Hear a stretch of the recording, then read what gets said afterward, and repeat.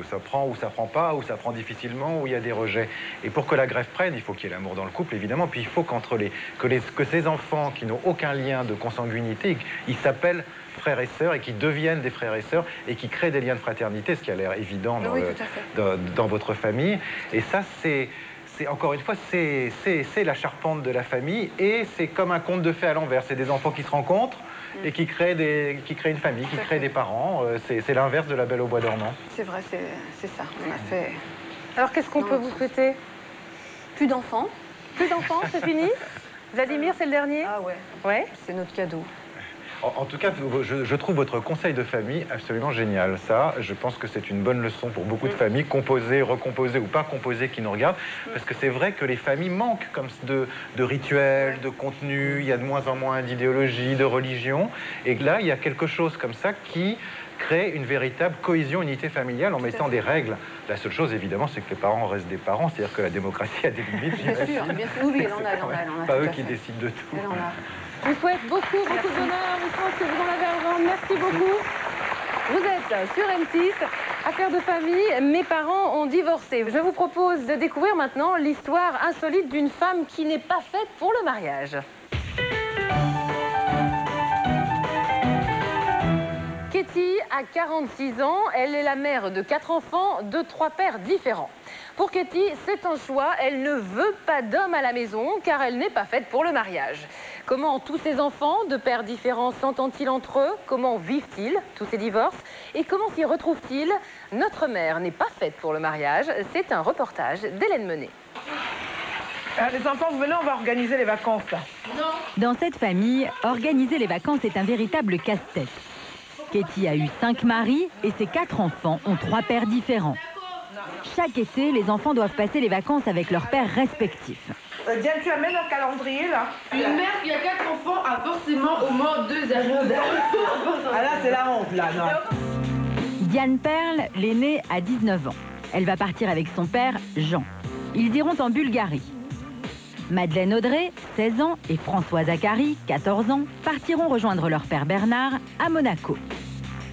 Enfin, Dalenda Mélodie, la petite dernière, 10 ans, partira avec son père Abdel.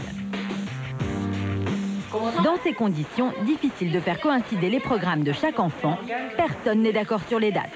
Oui, bah non, mais non, on revient plus tôt, je m'en fiche. Si elle a envie, elle peut remonter plus tôt. Zach reste et... Moi aussi, j'ai envie de remonter plus tôt. S'ils sont depuis 7 juillet, je veux dire, un mois et une semaine, un mois et demi, ça va suffire. Oui, ça va. Alors, ça va suffire. Non, c'est clair. Après une demi-heure de délibération, le planning est enfin établi.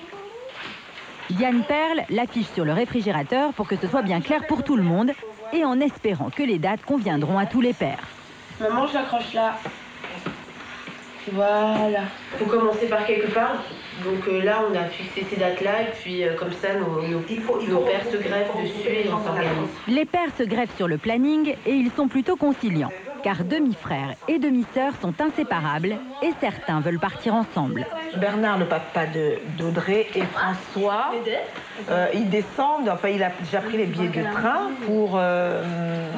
pour Monaco. Et en fait, ils partent avec leur sœur, avec Dalenda. Bernard, c'est le papa numéro 2. Il a vécu 6 ans avec Katie, avec des hauts et des bas. L'été prochain, il accueillera tous les enfants, même ceux qui ne sont pas les siens. Quand les vacances arrivent, les enfants viennent passer une partie des vacances ou toutes les vacances avec moi. C'est-à-dire donc Audrey et Zach et Dalenda, notamment l'an dernier, qui est venu passer un mois et demi avec nous. Et cette année, ça va se reproduire de la même façon. Et Diane, qui peut éventuellement, quand elle le désire, venir se joindre à nous. Bon, Diane, ayant 19 ans, a quand même plus d'activités, disons, qui lui sont propres. Mais elle est toujours la bienvenue, il n'y a pas de problème. Voilà. Il y a déjà 3 pères. Mais pour compliquer encore les choses, Katie s'est remariée récemment. Là encore, la lune de miel avec le nouveau mari a été de courte durée. Aujourd'hui, ils se sont mariés, mais vivent séparément. Décidément, Katie n'est pas faite pour le mariage. Quant aux enfants, ils ont carrément baissé les bras. Ils ne veulent plus d'un nouveau beau-père. C'est vrai, quand on est petit, on voit que l'image de mère et on se dit, elle a 4 enfants, c'est notre mère à nous, on ne veut pas la partager. Et c'est vrai. Ah ben moi je reconnais que mère oui, mais bon, je suis avant tout une femme. Oui, c'est une femme, mais quand on est des enfants, on se dit, bah ouais, c'est ma maman, elle est à moi, elle est à nous, ça partage entre frères et sœurs, déjà on est 4 à se la partager, alors Si en plus, il faut la partager avec quelqu'un d'autre... Non, mais moi, je ne vois pas les choses pareilles. C'est pas tellement une question de partage. C'est surtout, on a un père et c'est difficile. On a un père, on ne vit pas avec lui. Et c'est difficile d'accepter, enfin, chacun personnellement, quelqu'un d'autre, enfin, pour lui trouver un statut, surtout qu'on en a connu.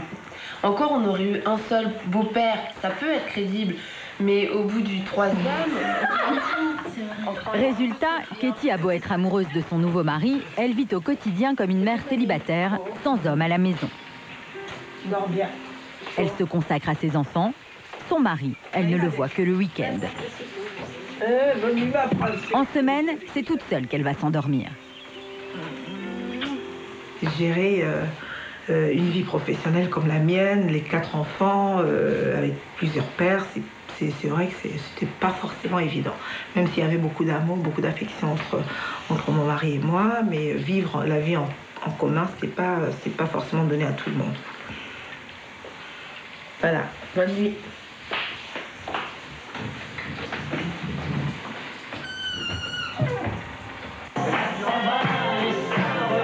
À défaut d'avoir réussi ses mariages, Katie a réussi sa carrière.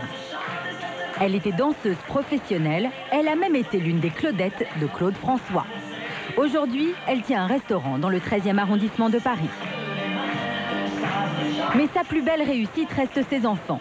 Une famille formidable de demi-frères et de demi-sœurs, avec des pères différents, qui ont dû garder d'excellents rapports avec Katie. Aujourd'hui, c'est l'anniversaire d'un des enfants.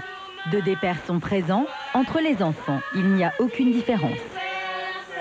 Je ne fais pas de différence entre Dalenda, Madeleine Audrey, François Zachary et Diane Perle. Parce que j'ai tous connu enfants, c'est des bébés, quoi. On les amenait à l'école, donc il n'y a pas de souci. Pour moi, c'est comme mes enfants. C'est une famille composée de différentes branches qui, pour certaines, n'ont rien à voir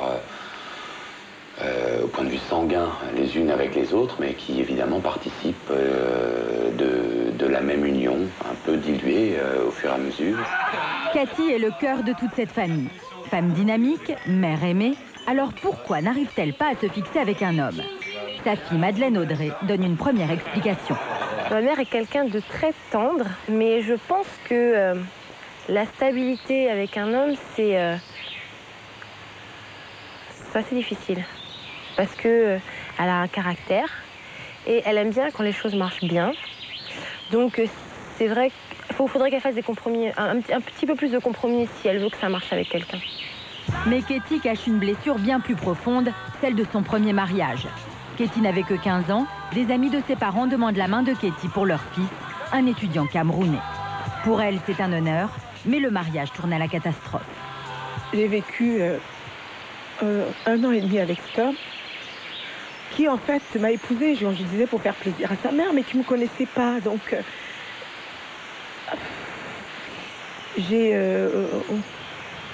c'était une corvée. Je veux dire, les rapports sexuels, pour moi, c'était une corvée. Il était brutal, il me frappait. Une expérience traumatisante qui va déterminer toute sa vie de femme. Les hommes vont se succéder. Jean, Bernard ou encore Abdel. Mais jamais elle ne gardera très longtemps un mari. Je ne sais pas si je suis faite pour le mariage. Je ne sais pas. Dès qu'il y a le moindre problème, je suis comme un animal meurtri. Il faut me prendre en douceur. Donc, dès qu'il y a un problème, je zappe. Voilà, en fait, c'est ça. Il y a un problème, je zappe. Parce qu'ils ont toujours été élevés dans l'amour, les enfants de Katie ont accepté le style de vie de leur mère. Mais forcément, ils ont tous été marqués par ces expériences. Ces filles ne veulent surtout pas reproduire le schéma familial. Comme tout le monde, j'essaye de me dire je ferai jamais comme ma mère. Mais non, je sais pas, je me pose pas de questions. Franchement, j'ai 19 ans et heureusement que je ne me pose pas ce genre de questions. J'appréhende un petit peu de reproduire la même chose que ma mère parce que c'est vrai que ça l'a un petit peu fragilisée quand même. Aller d'échec en échec, ça doit être assez difficile à vivre. Et moi, j'aimerais pas parce que je pense que... C'est vrai que je suis quand même assez sensible là-dessus et je pense que je supporterais mal. Plusieurs maris, non. hors de question. Ah non, déjà que... Ah non, plusieurs maris, jamais de la vie, ah non. En revanche, le garçon, François Zacharie, n'a déjà plus beaucoup d'illusions sur le mariage. Partager sa vie avec une seule femme, je pense que c'est impossible. Enfin, je sais pas, je vois ça comme ça, mais je pense que c'est impossible. Ou sinon, il faut vraiment qu'elle soit parfaite. Mais moi, comme j'ai jamais vu d'âme sœur pour personne, et bah, pour moi, c'est impossible. Un amour pour la vie ou une succession de mariages et de divorces, les enfants de Katie ont encore le temps de réfléchir. Mais quand ils devront fonder leur propre famille, quelle voie choisiront-ils? Katie, Diane Perle, Madeleine Audrey, bonsoir. Alors Katie, vous avez 4 enfants de 3 pères différents. Oui. On sait qu'en général, c'est plutôt générateur de conflits, mais chez vous, ça marche. Vous arrivez à maintenir une harmonie dans votre famille. Comment vous faites? Parce que nous formons un clan et que c'est vrai qu'il y a beaucoup d'amour et que il n'y a pas l'aspect de demi-frère, demi-sœur, c'est vraiment le repère familial.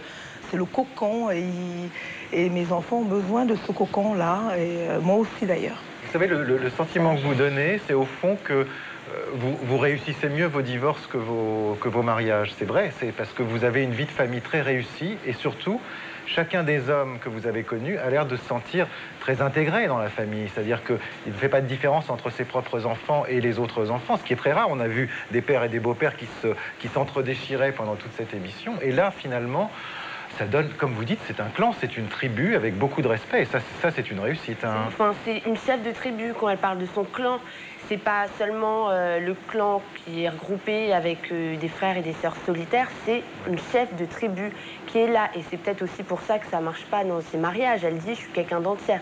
Oui. Et ce qu'elle oublie, c'est que quand on fait un mariage, eh ben, on devient une moitié. Et c'est 2 moitiés qui se complètent. Et maman, oui, t'es entière et t'as du mal à accepter au final de faire, comme dit Audrey, des compromis et d'accepter un corps étranger dans le sein de ton clan. C'est-à-dire, t'es africaine, t'as eu l'éducation à la dure.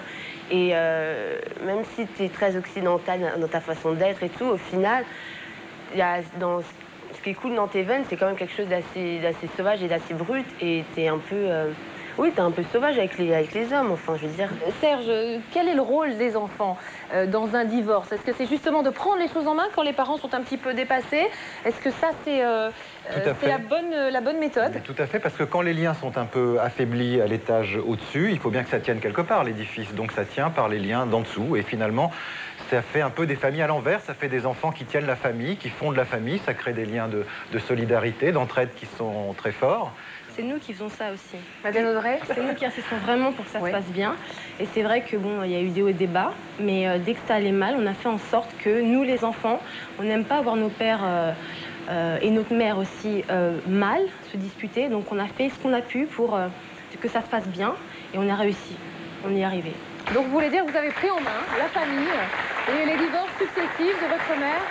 Entre nous, c'est nos clans, avec les enfants, les 4 enfants, on a des discussions. Donc voilà, quand il y a quelque chose qui ne va pas avec un père ou avec la mère, ou entre 2 pères, on arrange à notre façon et généralement ça marche. Et là, on a réussi. Justement, tiens, voilà, on vous sent très épanouie en tant que mère, mais en tant que femme. Est-ce que vous l'êtes vraiment, telle que vous êtes? Pas d'homme à la maison? Non, oui, aujourd'hui, oui.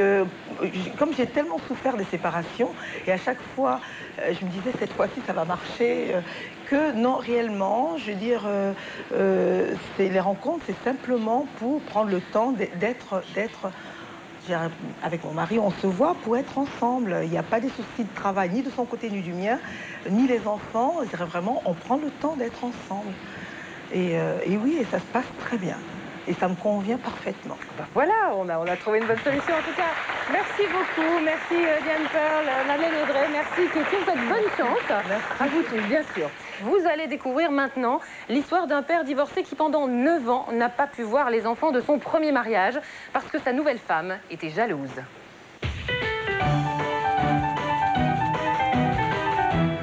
C'est l'histoire de 4 frères et sœurs, Michael, Lindsay, Alexis et Johan. Leurs parents ont divorcé et pendant 9 ans, ils n'ont pas pu voir leur père, Philippe.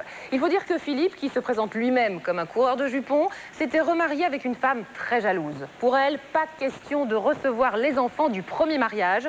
Résultat, des enfants complètement perdus et un nouveau divorce pour Philippe. On nous a privés de notre père. C'est un reportage de Charles Bourla.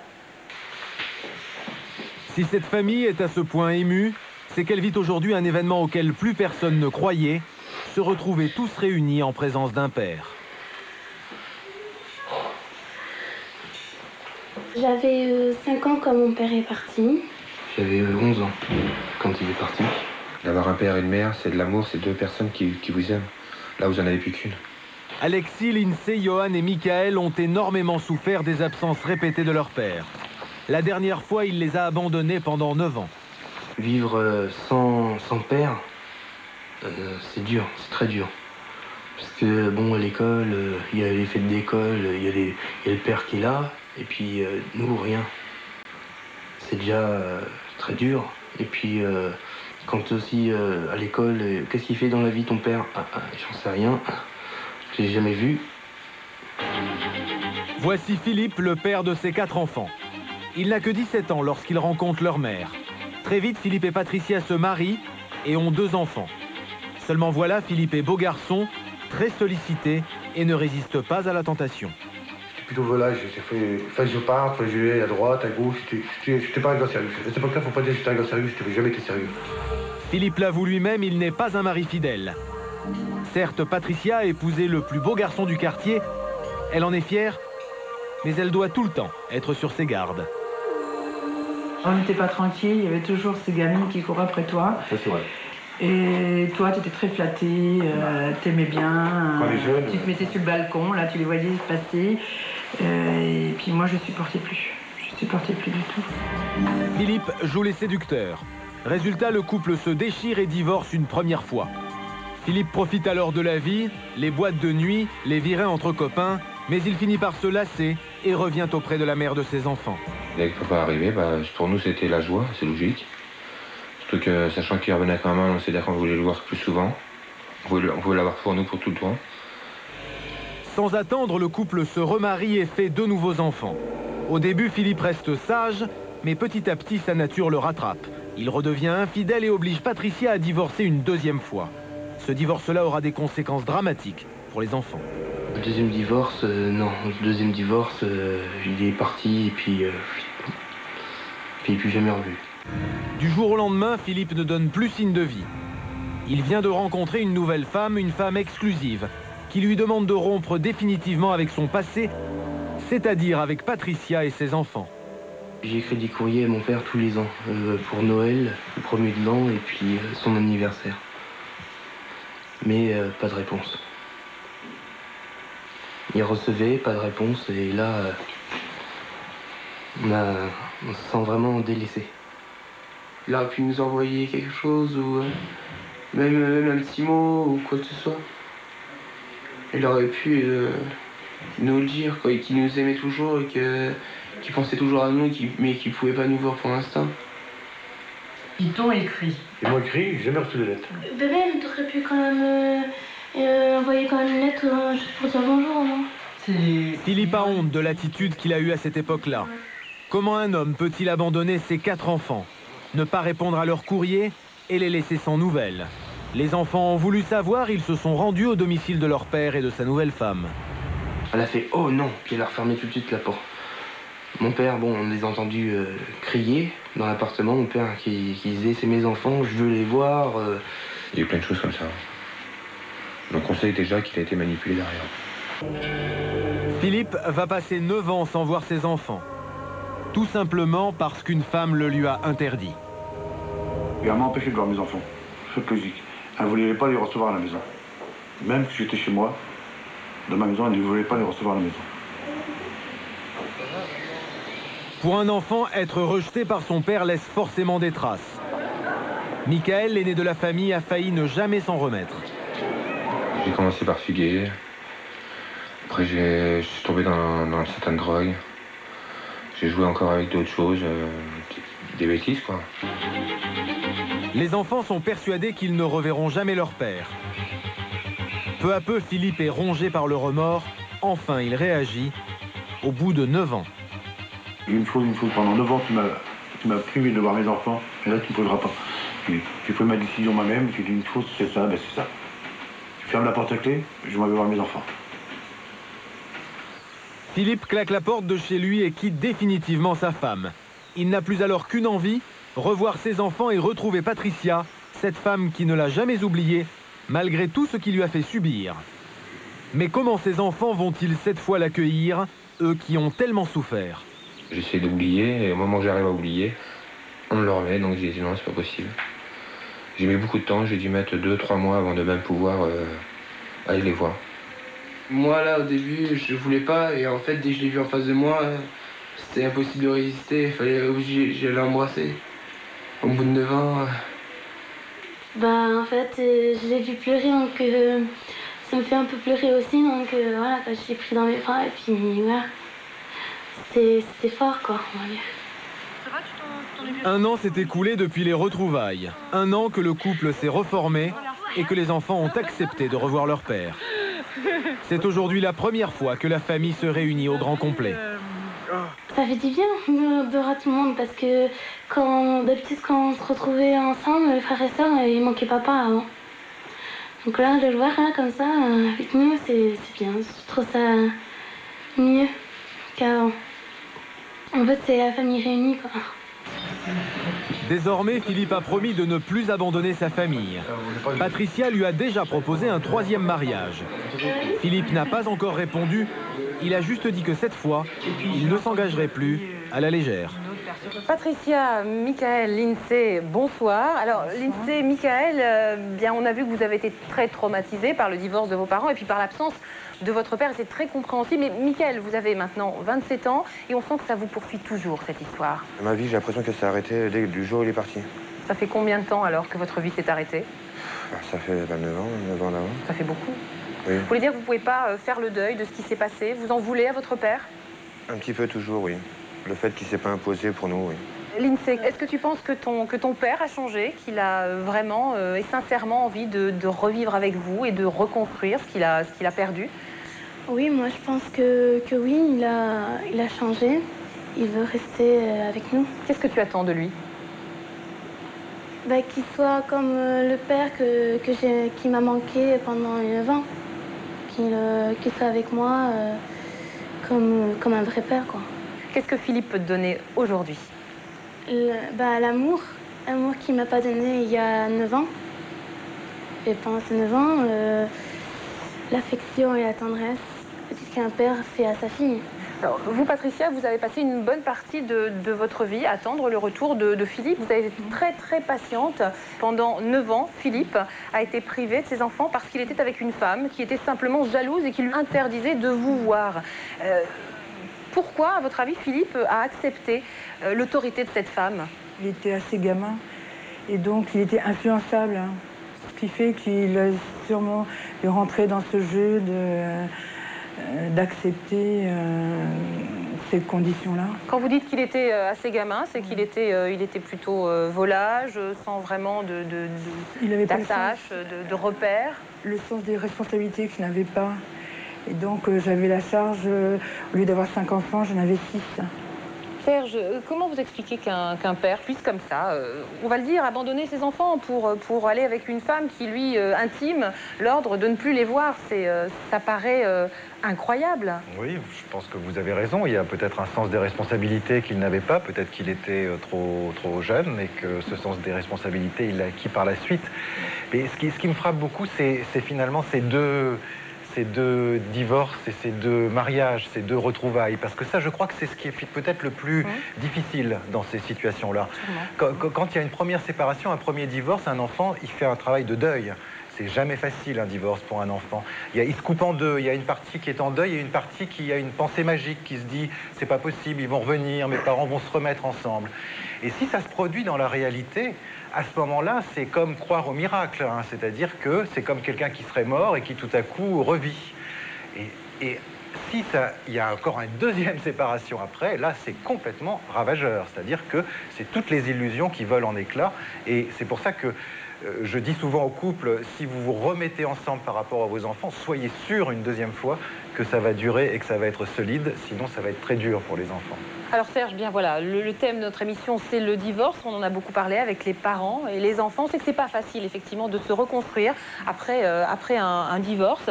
Quelle serait, je dirais, la conclusion de cette émission, Serge? Eh bien, c'est que les parents ne possèdent pas les enfants, que les enfants ne possèdent pas les parents non plus, que chacun doit avoir aussi sa vie, son autonomie. Un enfant, ça n'est pas le bien du parent, il faut le respecter et surtout dégager les enfants de la vie sentimentale des adultes, faire en sorte qu'ils se construisent en dehors de ces passions-là. Merci beaucoup Serge. Merci Patricia, Michael, Lindsay. Les parents divorcent, affaires de famille devaient forcément évoquer ce problème. Eh bien, nous espérons que vous avez trouvé dans cette émission certaines réponses à vos questions ou en tout cas matière à réflexion. Si dans votre famille vous vivez un conflit, une situation difficile ou étonnante, si votre expérience vous semble intéressante pour les autres et si vous voulez témoigner dans nos prochaines émissions, eh bien, vous pouvez nous téléphoner au 01 49 37 78 50. Affaires de famille, c'était notre dernière émission de la saison. Nous vous retrouvons dès la rentrée sur M6. Encore une fois, nous vous remercions d'avoir été aussi nombreux à nous regarder. Merci à tous, merci à tous nos témoins. Merci à vous, Serge Lefebvre, et puis merci à tous ceux qui m'ont aidé à préparer toutes ces émissions. Nous vous souhaitons bien sûr de bonnes vacances en famille. On se retrouve à la rentrée sur M6 pour de nouvelles affaires de famille. Bonsoir.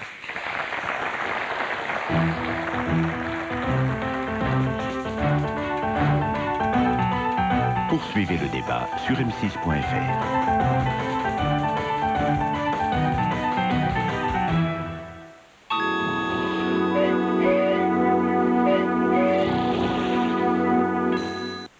Les stars les plus glamour se dévoilent sur ton portable. Nina, Axel, Tiffany, Katsumi, Estelle. Envoie simplement star au 81 400. Discute aussi avec elle et plein d'autres filles en envoyant star au 61 610.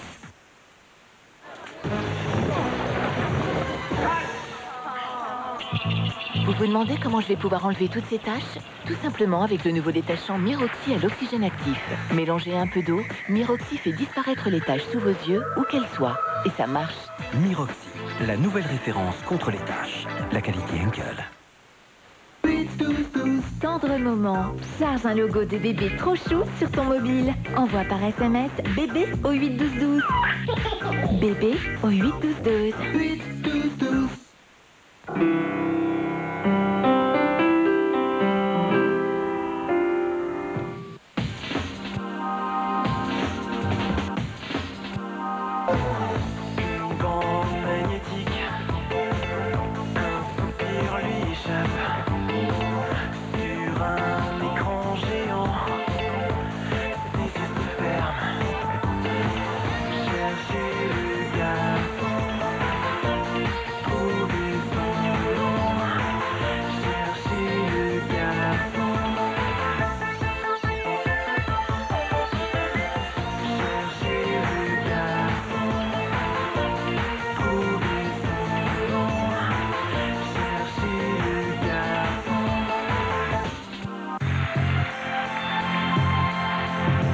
Charlie et Lulu sont en Italie, c'est pour vivre la Dolce Vita, mais c'est aussi pour vous offrir les meilleurs moments de Hit Machine.